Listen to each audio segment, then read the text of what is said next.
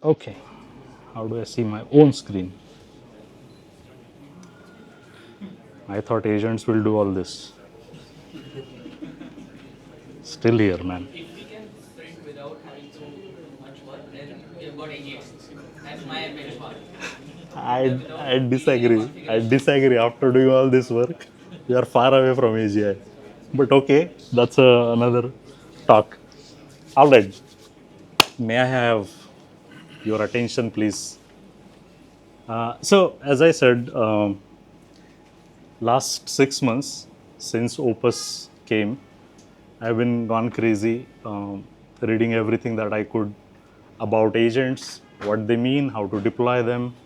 Uh, I open source a GPU telemetry repo, which takes all the telemetry from your all inference layers. I went deep into inference. Today I'm not going to talk about every. It was very hard for me to take a topic and talk today. So please bear with me if I'm all over the place. Possible that I may jump into multiple things, but that's what I wanted to talk: AI and agents. But before that, let me establish some We will let authority. you know when you're getting into dumb zone. Okay, please like signal me कि अरे बहुत इधर उधर जा रहा है. But before I start, how many of you understand Marathi? And you will understand why I'm. How many of you don't understand Marathi? Very few people. Okay, how many of you understand Prachin Marathi? Gnaneshwar Maharaj, basically. Gnaneshwar Maharaj. One few. Okay. Uh,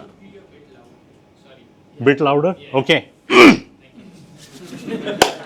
My stage voice. How many of you built agents of any kind? How many of you built organizational agent, not personal agents? Okay. How many of you use external frameworks to build an agent? How many of you developed your own framework to?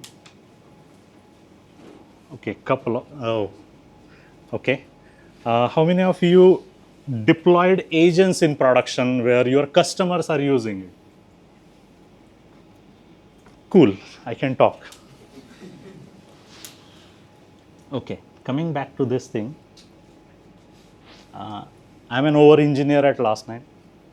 What I do is I do over engineering. Whatever I am asked to do, I will like do over engineering. That's why I'm an over engineer. But officially, they said you should look into AI, infrastructure, and partnerships. I thought real engineering. No, they never asked me to do that. That's why I do over engineering. Okay, and when I am the most unserious person in the company, or in any company that I have ever went.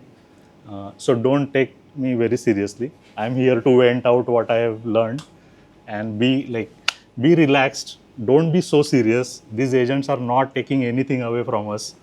Uh, okay, so don't be serious. And when I'm not at keyboard, what I'm doing is I'm doing trekking, I'm cooking.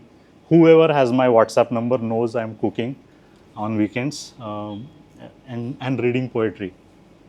I read a lot of poetry. I read a lot of junk on internet. Most of the time it's about computers. But you will be surprised. I read about stuff, and I will not talk about that today. But when I'm doing trekking, this is how I look. So these are some of the treks in Himalayas and Sahyadri. If you could figure out which one is Sahyadri, that would be great. But one of them is Sahyadri, others are Himalaya. Some in Himachal, some in Leh side. Sorry, this one? Yeah. Correct. Yeah. Like how did you? The mountains. Oh yeah. There is no good. So this September I'll be doing Bali Pass. Next September I'll be doing Annapurna Circuit. Anybody interested? Okay. I'm finding more people. It's been difficult, man. Asians are less difficult. All right. So less serious stuff. Okay. This is a poetic digression. And I read a lot of poetry, so I need to make a point, right? I just can't say I shown photos that I do trekking. I have taken so many interviews, and in resume you will see hobbies, right? Listening music, playing cricket. So I'm just proving that I do it. Okay. This is very connected to AI psychosis. This is very connected to how the thinking, right? AGI. Like we want agents to think like humans. That's the mistake we are doing. They should not think like us. We are not thinking in right direction. So this is a abhanga. And like most of you Marathi, so this is taken from a abhanga. It's called Kannada Vittalu Karnataku. And I specifically like these lines. Like the whole thing is fantastic, but शब्दे विना संवादु दुजे विना अनुवादु हे तव कैसे निगमे परे ही पराते बोलने खुंटले वैखरी मी सांगेनी कैसे वैखरी कैसे नहीं सांगे. Dhaneshwar Maharaj is trying to tell something here. This is about communion. This is about unison. This is about singleness, right? Dhaneshwar Maharaj is trying to tell Vitthal, the God himself, is Shabde vina samvad. Without words, I can talk to you. Like communication, right? I can. Samvad is, what do you call in English? I don't know. Like conversation. I can have a conversation without uttering a word. Shabde vina samvad. Duje vina anuvadu. Here, duja means second person. Like if I am talking to you, I have to convert it into some, like translate it. Duje vina anuvadu. There is no other person, but there is still translation happening effortlessly. Hey tava kaise nigam. Like he is wondering how does this happen? This only happens because when you and God are same. When you and God are same, like, and then it goes deeper. Says pare hi parate bolane kuntale. Now there is a person called Bhartruhari who wrote about Chatwari Vak. That's like 4 speeches of human. Para, Pashyanti, Madhyama, and Vaikari. This is what the reference is. So para is a very close to consciousness. There are no words, there are no thoughts. This is your raw knowledge, para. Anything can happen. Any thought can come to you at any point. LLM parameters? See, now you are drawing parallels, right? Any thought can come to you. Nobody can tell what thought will come next, what token will be generated next, right? No one. That's the part where para is, right? Pashyanti is where you visualize, like you visualize something. And Madhyama is where your thought takes birth. See, like we are thinking about thoughts.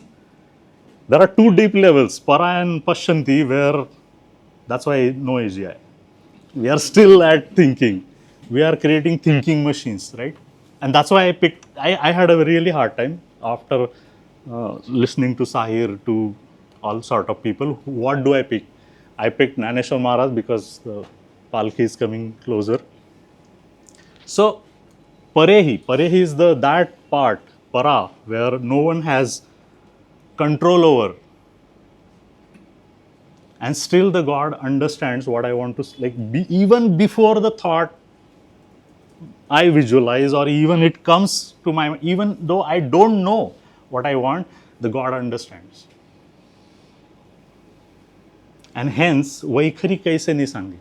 Vaikhari is a 4th vacha where you convert your thought into words and then say it. मग ज्ञानेश्वर महाराज म्हणतायत विठ्ठलाला की जे तुला माझ्या मनात येण्याच्या अगोदरच, मनात पण नाही, म्हणजे ते बॉर्न व्हायच्या अगोदरच तुला कळतं, हे तोंडी सांगून काय फायदा आहे. So that's, I made a point. Any doubts about these 4 lines? No. I can give a like a whole 1 hour on just these 4 lines because it actually takes us to how we think and why it is very important on what we read, what we see, what we hear. I said that there is no control over para, but you can influence it. And how do you influence it?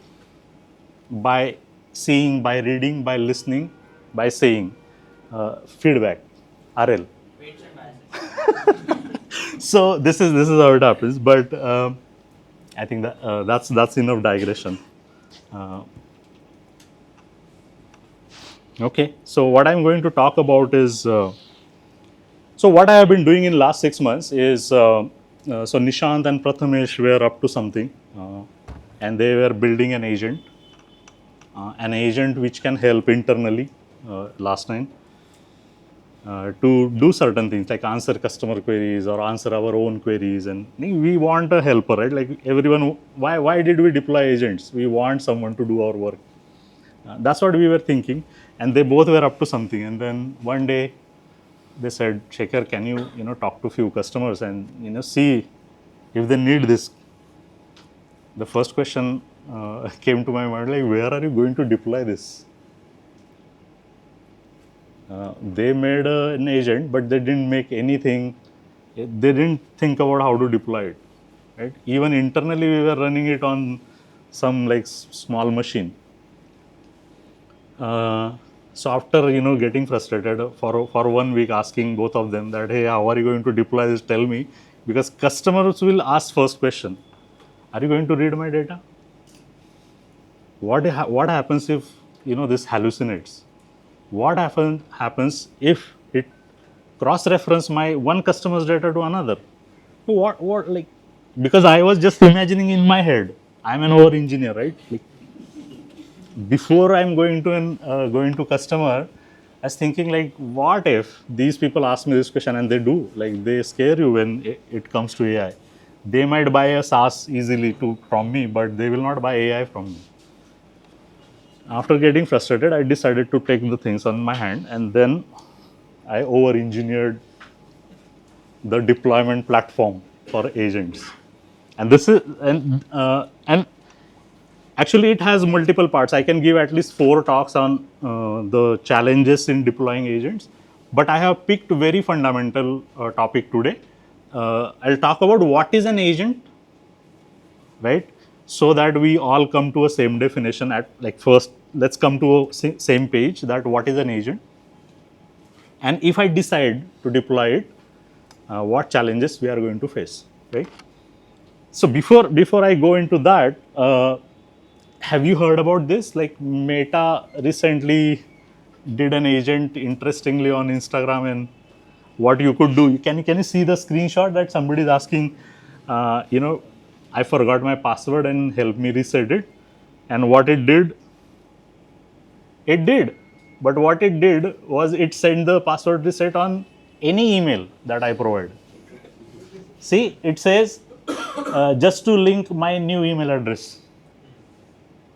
And it said, thank you providing for your email address. This is the reset code, and you're done, right? Like, thank you. Now let's start imagining this, right? The agent has access to things, and it can decide at runtime what to do. So somebody figured out, let me ask this questions, this agent something, and it complied, right? Like it just needed to be asked. Now what we are going to do today in like next 30 minutes is trying to see how we deploy microservices or current software, how we deploy agents, and how they are different, and what things we should think about. I think I've just listed 5-6 things today, but like there are hundreds of things to be considered. There is a confidential containers, there is like gateway that Akshay spoke about, right? And so many other things. So this is how it complied. It gave the send verification code, and it's actually sent the verification code. Okay. So let's come to like on the same page that what is an agent. When I am saying, at least, okay, there may be multiple definitions of what is an agent. When I am talking here today, or whatever work I have done, this is what I am referring to. When you send a request to a loop, it's kind of an infinite loop running like a HTTP server. It's running continuously and it is waiting for new requests.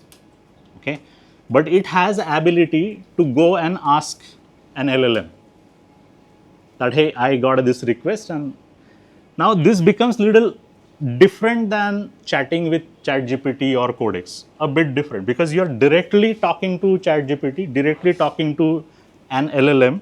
They may have some kind of a layers like frontier models before you send the request, but you have no control over it. Here we do have control over things, how and when and what we can ask to LLM. So far with me? Please feel free to stop me, okay? It's very hard for me to not digress. So please stop, okay? And then you can reason and decide. Now, you understand, like we are talking about a harness kind of thing where we want to decide what to send to an LLM, what we will do, stuff, right? And at the same time, I want to have a memory and state. Like memory is ephemeral and state is something that I want to persist across the sessions, right? When you combine this for loop, having access to an LLM, and then you attach a state which can survive across sessions or requests.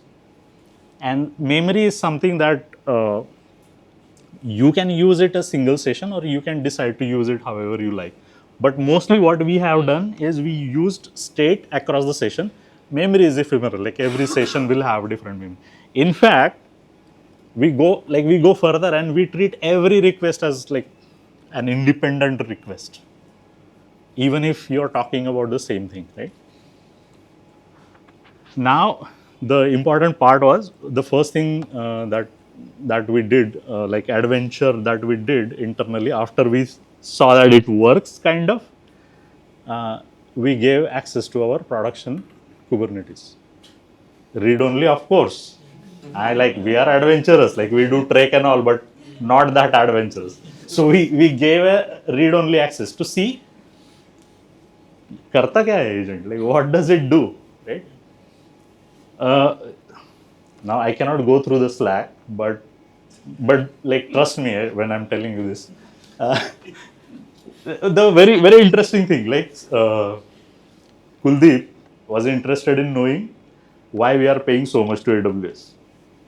Right? When we declared, hey, there is an agent which has AWS access, the first thing Kuldeep does is tell me why we are spending so much, which resources taking more money. And this is like something that we never thought like somebody would ask to that agent, right? First thing. We thought like engineers will go ask like, what is failing, like which pod consuming memory, etc. This was a bouncer. The agent was like, interestingly, what it did, it started a DuckDB session in memory, downloaded our bills, like invoices. At the same time, we also had a S3 bucket where it figured out what that S3 bucket is. It downloaded the CSV files, and it actually told the real answer that this is where we are spending the money. And not just that, now Kuldeep got like addicted to this. Like every week he will come and he will ask, last week mein kya hua? And he started teaching that agent that if I ask you this, always call me sir, or like always do this, right? He told that agent, your father is Prathamesh. And he would call like, yes, my father is Prathamesh. Then somebody had to, we had to put some gates, Sarab, like our platform engineer, he started asking some poetry. And like he's quoting Sahir somewhere and like all stuff. So we had to put gates. We saw like what people are trying to do fun with, other than what we intended. Like we intended that agent to, help them, but they were having fun. Okay. So we had to have a gate And hey, like, before you do something like crazy, if you are running a command like installing DuckDB, please ask me. Okay, so there is a approval gate, and we call it human MCP, human in the loop. It came now, but when like we start internally, we were saying it human MCP. So it whenever because this is infinite loop, right? Like it does a lot of things on its own, but whenever it needs a decision or it has a confusion, it will try to ask a human. Now this is an enforced gate, so the agent cannot bypass it. The whole loop that we have written, the agent cannot bypass if they are running some kind of a shell command or restricted commands, right? And you can configure like what to allow agent, like what not to. But agent cannot escape, even if it hallucinates, it cannot escape the approval mechanism. So that's what we have, an approval. And then tool calls, right? Like tool calls, it comes to the skill part of it, right? Like the skills, you will have skills and the skills will have tools. So you may have a blog writing skill and the tool calls maybe, connect to your Ghost or WordPress and update certain things. And like I'm giving simple examples. So these are the tool calls, and again, like the results get feedback. And now this loop also has a lot of other mechanisms. There is a mechanism where at the end of the day, the agent reflects on the day. So the whole day, if the agent has gone through some psychosis, it will try and make sense out of it and create a note for itself. Right? This is how agents become better and better. That's why you need a state. Right? Any questions? So in terms of maintaining the state, are you maintaining it on your server side, or is it some way associated with the LLM? Like, how do I answer that? I know the answer, but no, I mean, you when we started, right? It was on local machine and we were using disk, but eventually we like in a production environment, disk is again a problem thing, right? Like, let's take an extreme example where we are orchestrating multiple agents and throwing them on like multiple nodes and moving them runtime like Docker containers, right? Then putting that on a disk would be a challenge. Then we can use something like S3 or network file system or something like mounting, something like that. But it's a disk basically, right? In a simple environment, it can be your laptop disk, right? So basically KV, You mean KV? like a key value memory. No, it's a file system. It's a disk, like file system layer. Okay. Any other questions? This is like I want you to think about this. Okay, this is what I call an agent, right? A programming loop which is capable of calling an LLM, taking certain decisions, what is allowed on its own. It has a scheduler which can schedule some things for itself or for you. If you ask that agent, say, hey, send me a report every Monday, 9 a.m. IST morning, it will do that. It has capability of doing that. So there is a hybrid approach. It's because of trust, okay? This agent can run on its own and do like wild things. But do I want that agent to do that? That's the trust problem that we are having today. And I don't think, does anybody trust 100% their agent? No, you want to keep an eye on that, right? So that's why it's not doing 100% of it, and that's why we have approval gates. But I want you to think about this as an agent system, and then the rest of the talk can like based on this, like if you disagree on this is an agent, then the whatever rest of the challenges that I'm saying, that challenges you won't face them. Agree? All right. So I want you to, so before I dive deep into the problems, I want you to think about, let's take a microservice and let's take this is a package agent, right? Think of it as a microservice. What changes? if we take a container, we put a microservice running a HTTP server in it, and we take an agent which is also an infinite loop running inside. It has some capabilities.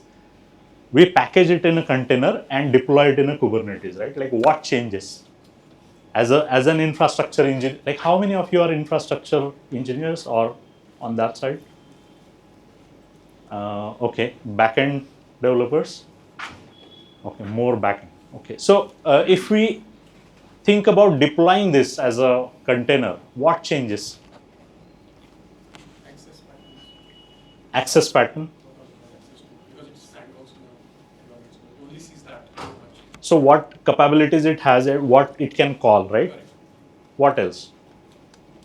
Independent decisions. Independent decisions. It can take certain decisions. Yes. Microservice cannot take independent decisions. Basically, it's a request response cycle. Agree. What else? File system. But it can see. File system, what it can see. Fantastic. Okay, now you people have spoken about one slide each. Next. Now I want to talk more. There are two more slides. Network. Yes, network. One more. Secrets. That's it. That's my talk. So when you deploy an agent, right? Like the fundamental thing that changes. Like let's summarize this. All of you are right?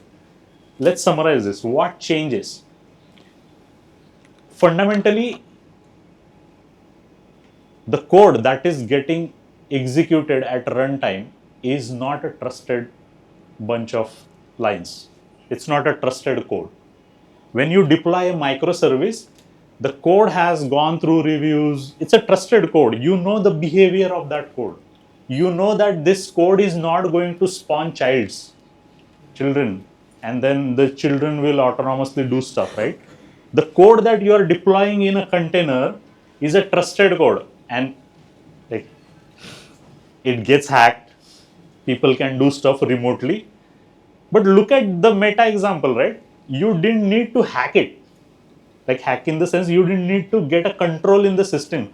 The behavior of the system itself allowed you to digress from the intended behavior.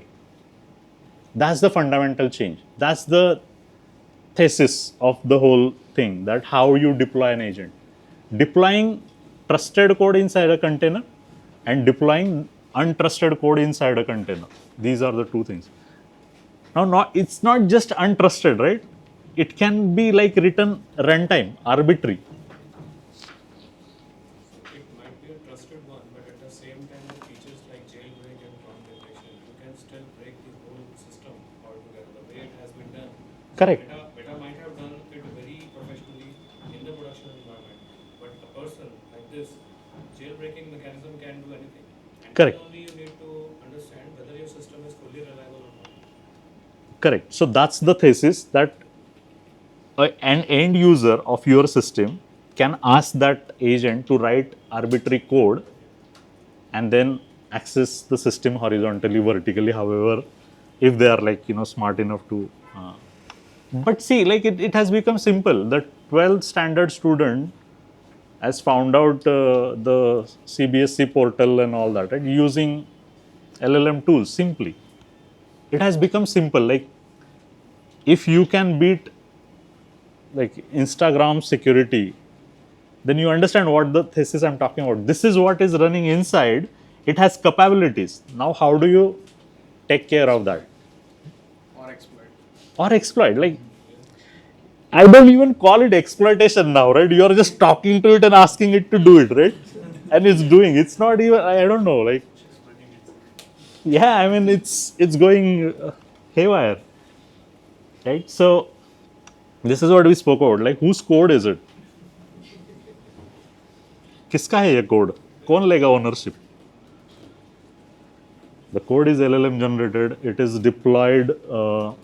So the funny part is, whatever code you deploy inside that, the code that runs at runtime, you may have never seen it. It runs, it goes away, right?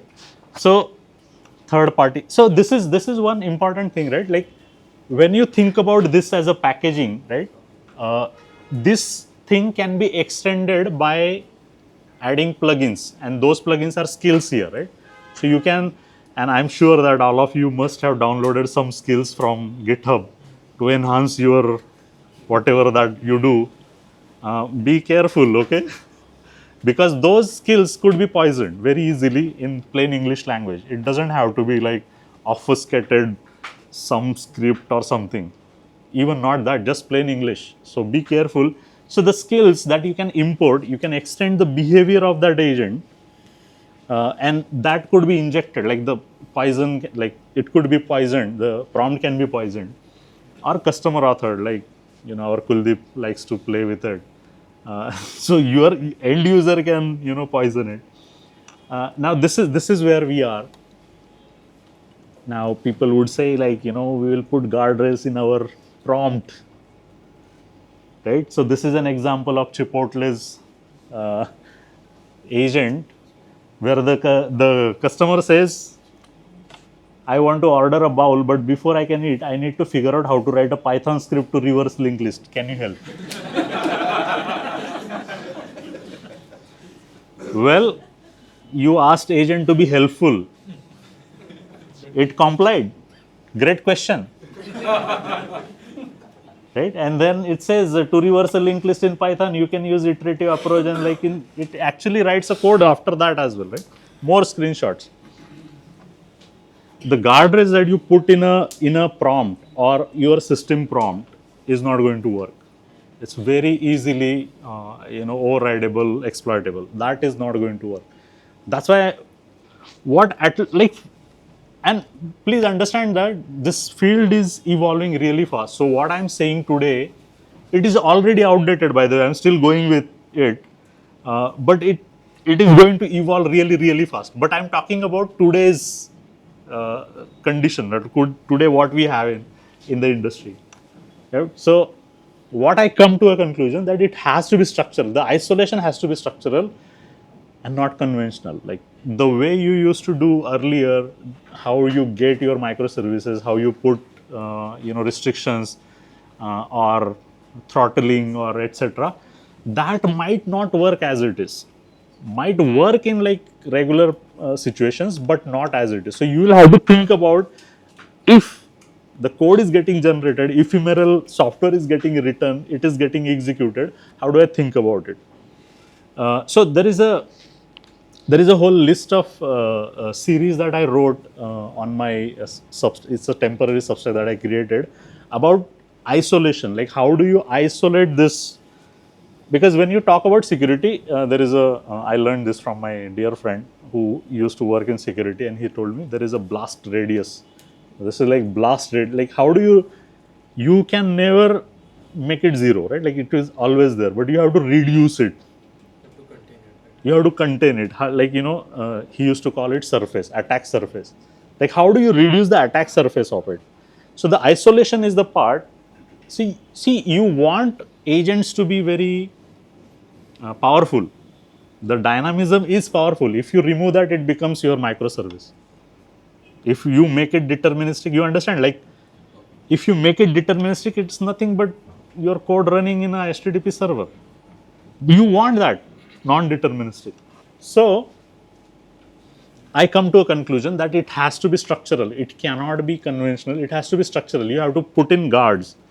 And somehow and I'm not a kernel developer by any measurement, but recently I learned that Linux kernel people working really hard last 15 years to put in primitives in kernel which will be perfectly used for agent world.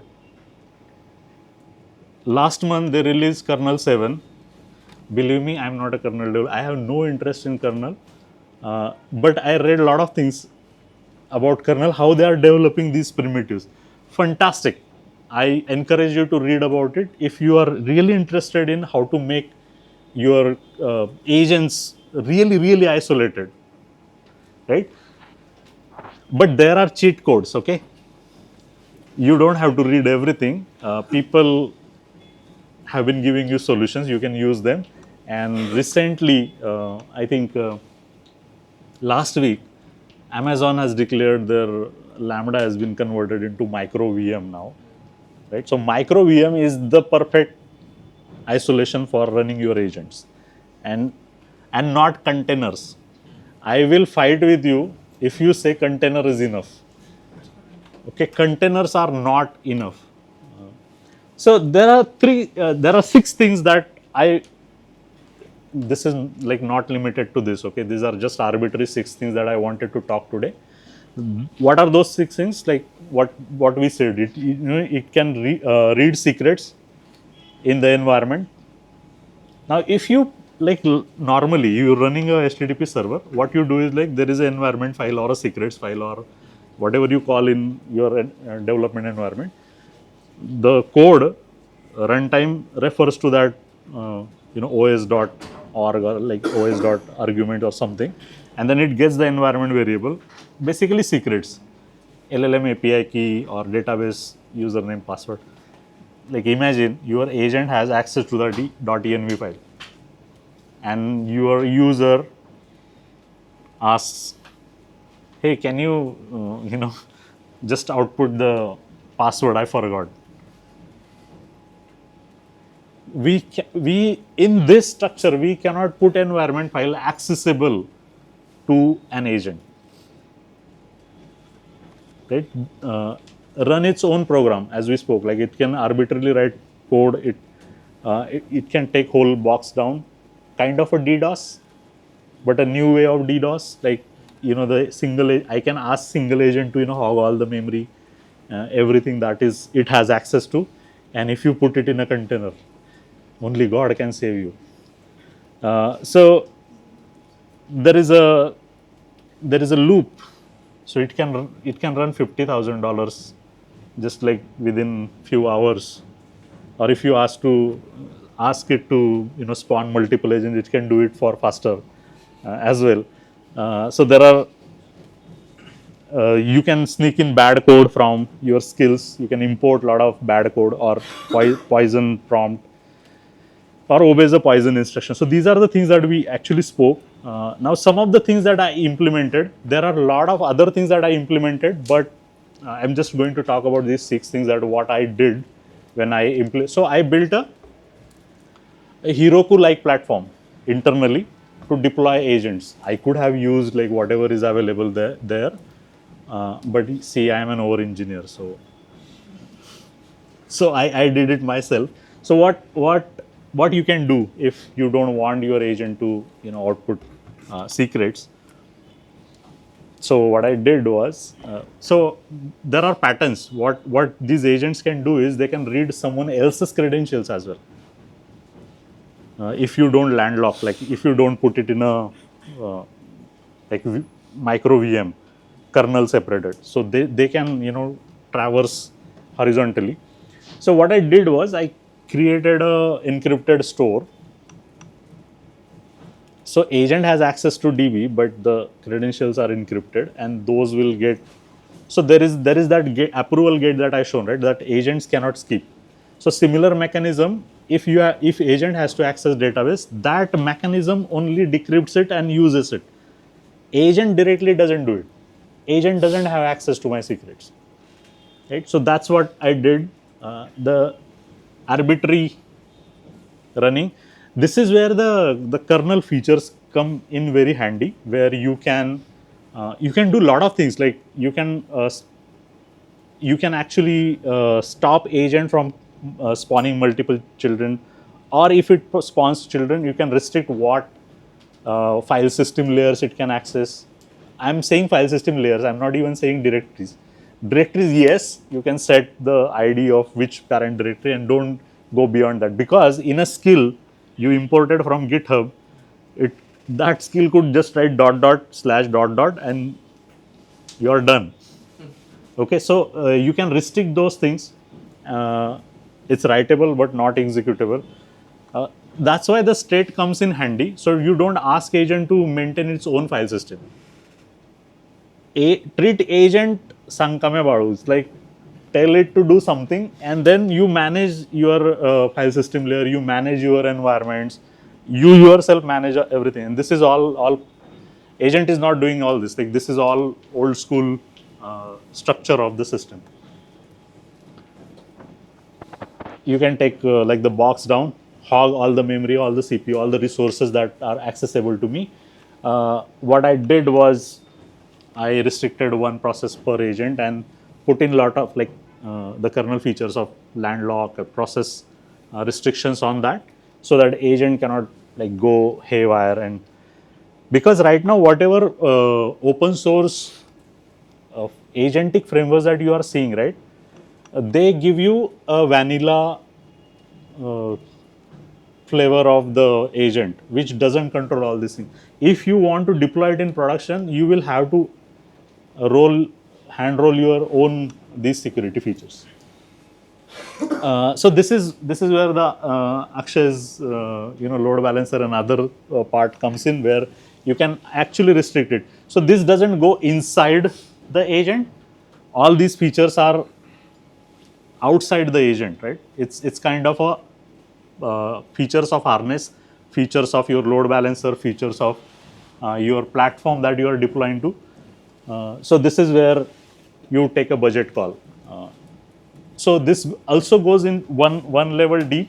You can take a budget call at a tenant level.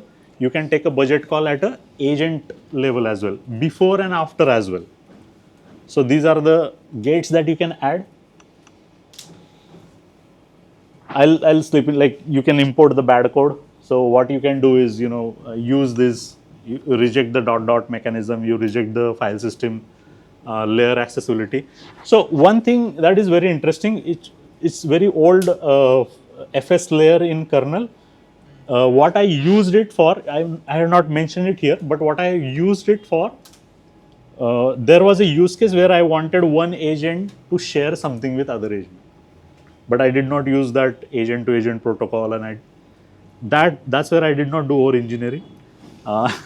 So what I did was I just created a two file system layers. One was shared and one was private to the agent. So that's where the traversal and system links will also help you. There was a problem with the zip bombs, right? Like somebody can send you something and then it expands like anything. So you can put a file count and then it just does not go in a loop, right? And these are like very few things about agents. This is the Meta and Chipotle example where the user or webhook asked me to do something. So what you can do is these skills. I have built a layer where you can deny by default, and you can. There is a list of skills where you can say, I want this skill to be enabled by default, deny by default. So every time it asks you, and also we have a mechanism now where you can promote a skill with some rules. Say that, hey, consecutively user is approving this skill 10 times. I want it to be automatically approved next time.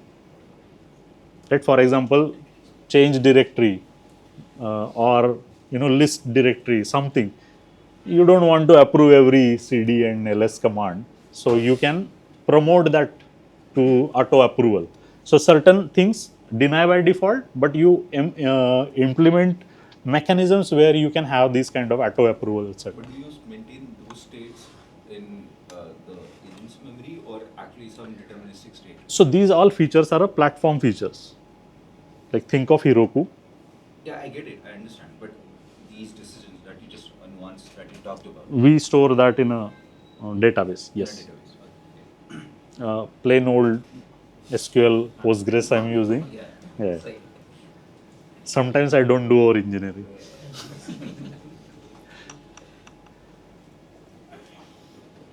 This is one thing that customers want, right? Like, so even after you do all these things, there is a high possibility that agent will do something crazy. So customers have come to a point where they say, okay, I understand you have taken care of all these things, but if something goes wrong, can you tell me exact steps how it went wrong? So this is kind of a blockchain of sort, not exactly blockchain, but I don't like blockchains. Uh, but it is sort of a audit trail. It's like immutable. Everything happens that gets logged, and this is how you can find out who did what. These are like decisions. These are not, by the way, telemetry or This is an audit log. this is audit log. This is not observability, right? So you can find out which agent, which tenant, how it went, how that decision was made, and you can be as granular as your customer wants, right? Containers are not enough for your agents. Please do not put your agents inside a container. Even if you tell me that, hey, I'm not going to expose it to external internet, please don't. Today I'm using please. Don't put your agents in container. It has been proven in last 6 months that containers are not enough. Okay, I've seen there is a special interest group in Kubernetes now where they are trying to do everything this tomfoolery about containing that agent. Don't do that. There is a better way. Use MicroVM. Maybe write a simple orchestration. Maybe use Kubernetes to orchestrate MicroVMs. Is there, right? Yeah, use that. If you are in love with Kubernetes, use it for orchestration, but don't use it to package your agents. The reason is, and this I went deep, right? I have a blog on Substack about this. There are like 457. These are like new kernel calls, system calls in kernel 7 of Linux, which can be exploited by any LLM. It doesn't need mythos. Any, like, download a Chinese 12 GB wala, they will exploit this. Hence, I'm saying that don't do it. Like, it's very cheap. It has very become cheap to exploit things. So where we are? This is specifically Chinese. You could have just said any model. Tell me more models, European models. Tell me. Okay. Said Chinese. You settle Trapio for yourself. Said Chinese. I wish we had more open source models.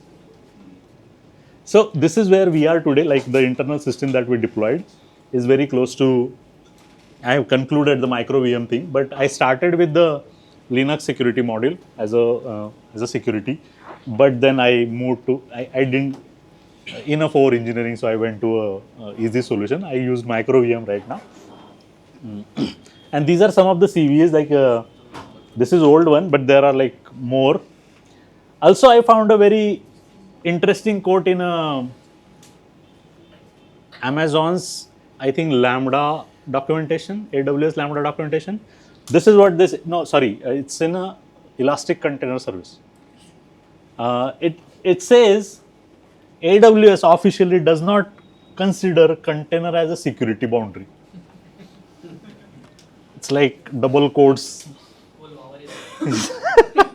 So I had a fight with person where they said, अगर ऐसा है container इतना vulnerable है तो फिर कोई use करता ही नहीं. Then I showed him that AWS officially says that we do not consider. So apparently they tried for last 10 years.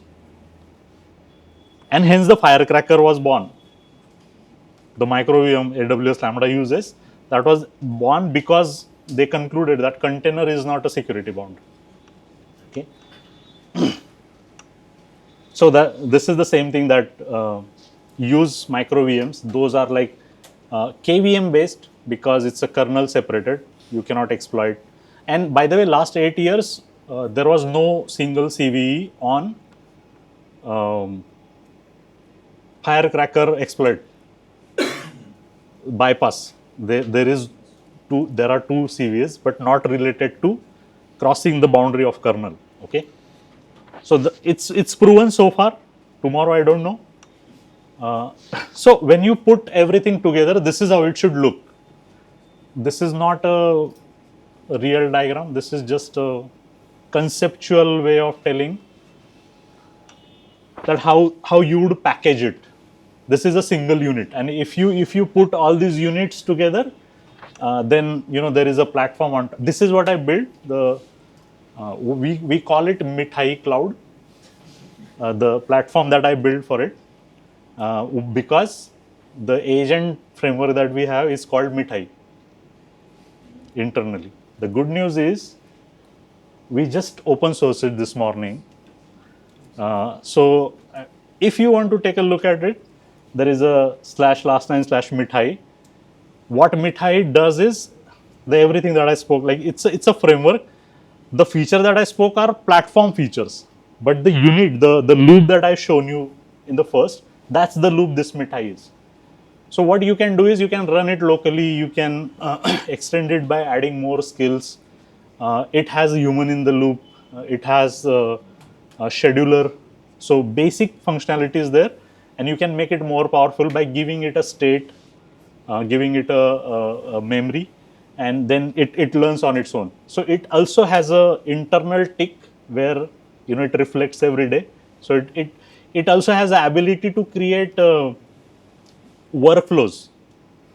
So if somebody is asking me twice, tell me my AWS bill, it creates a script. Next time it will not go through, let me think, Allah bullying and all that. No, it just executes that scripts so that it becomes better and better every time. I welcome ideas if you want to suggest some ideas here as well. But that's where we are. So the idea is to make trust unnecessary, like zero trust, and operate from there. Okay, that's it. Any questions? Anything that you want to discuss? By the way, I explored GPU telemetry. I explored inference pipeline. I explored optimizations at every step, CUDA, VLLM, and in between everything. Not today, but would love to chat about that as well. Yes. Have you considered inside that sandbox Git, using Git? You talked about the blockchain thing. If you want to, let's say, version after every prompt. You could use that. Yes. In fact, I did that as a side project. So I created a blog, what do you call it, CMS, small CMS, where it uses Git as a the audit trail. Yeah. It does. It works. But I don't know the cons yet. I just started using Git as a audit trail. So I may come across some problems because I haven't given it to anyone to use. Till that time, there are no problems. Like, sab chalta hai. This the framework that you created, right? It has the standard guardrails or whatever you discussed baked in already. No, so the guardrails is a platform feature. The whole point is do not put it So inside. basically, the thought process of yours, like, hey, this is how it should be. This is what it should. Is it a and like AWS doesn't say that. Say yes, I am SOC compliant, but whatever your application vulnerability, that is your responsibility. Correct. But something like this is actually taken care by this, or you have to go and You have to write either you use some platform layer or you write your own. Okay. You cannot rely on any VM provider or any cloud for these kind of problems.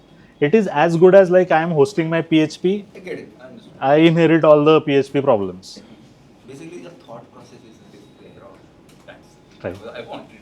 That's it. Thank you. And so we haven't open sourced the platform side of it. I don't know. One day we might. We are not so confident on that. I don't want to show it to the world yet. Not comfortable yet. But happy to talk about how I did it. How easy it is to extend if I have a platform? Sorry? And I use this agent, whatever open sourced. Mm-hmm. You can use it. It can run on your local, it can run on a remote machine, but it's a single agent. Then there is no orchestration. There is all these parts are not there, but you can still deploy it as an individual agent and it works. So we are actually using Mitai driven lot of agents internally, ops agent. So very interesting. I think you might have seen, I don't know if you follow Prathamesh, Prathamesh has posted about how the agent is able to find a problem. So customer was complaining that, hey, is there something wrong with Last9? So the internal team asked agent, hey, can you take a look at this? And agent said, there is nothing wrong on Last9 side. Is the configuration problem on customer side? And this is what they changed like 3 times or 4 times in a last hour. And this has caused it. Like mind blown. And that screenshot is on LinkedIn of Prathamesh, I think, and Twitter. So it works. You can actually use it, and happy to know what doesn't work. Any other questions? So the data that this agent has, it's basically the Last9's telemetry collected data, right? What does data here mean? Like, what is data? Right. So there is nothing about. I haven't spoken about telemetry, but there is that big part how this agent behaves. All the telemetry is there. We have that provision that you can, and it's OTLP based, so you can send it to any OTLP based endpoint, not just Last9. So we have made that enabled. But when I say data, it's the agent's knowledge. Very important to say it's not a memory, it's a knowledge. The agent curates the knowledge every day and improves it. So the scripts that it writes, the reflection notes, it also knows. If you add this agent to Slack, it also knows all the people in the Slack. It creates a note for itself. So you can watch that behind the scene on the file system, that it's creating notes for itself. Hey, who's doing what, and it slowly builds it. Like not day one. Day one it will just collect the names. The more you chat on the Slack where this Mitai agent is added, it learns about people, it learns about your processes, it learns about your tools. It will also ask you, hey, looks like you're using linear, why don't you give me access to linear? Like, politely. But yeah, it has plans, man. So, but when I say data, it means the knowledge base and the processes, how it should do things. I think in the interest of time should be, you can anyway chat later. Yeah. What we would like to do now is quick 10-minute break. So it's 12:10. We can resume at 12:20. So if you want to take a break, stretch your legs. Not much space here, but yes. And if you want tea, coffee, it's there. Coffee again, not a great time, but let's see. Thanks for listening to me like so long. We will have at 12, 12:20. 12:10.